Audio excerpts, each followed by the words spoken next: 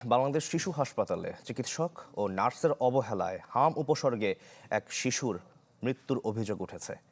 স্বজনদের অভিযোগ, হাম উপসর্গ নিয়ে শিশুকে 3 দিন আগে হাসপাতালে ভর্তি করানো হয়, কিন্তু কাঙ্ক্ষিত সেবা না দেয়ায় রাতে তার মৃত্যু হয়। এই ঘটনার দোষীদের শাস্তির দাবি জানান তারা।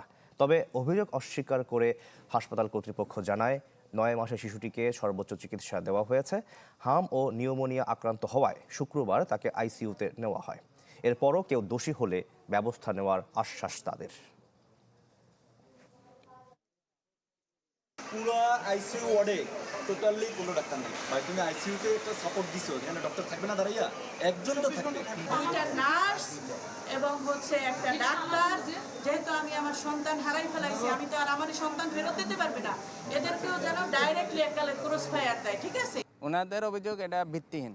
তো বাচ্চাটা 2 দিন ধরে আইসিইউতে চিকিৎসা পাচ্ছিল, যেখানে ডিউটি ডাক্তাররা সর্বোচ্চ চেষ্টা করেছেন।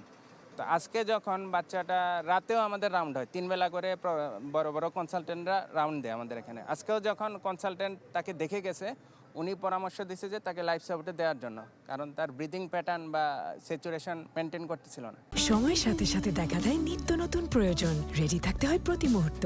তাই এলো ইনোভার, যেন আপনি লাইফে থাকেন রেডি প্রতিদিন। Innova, designed for now.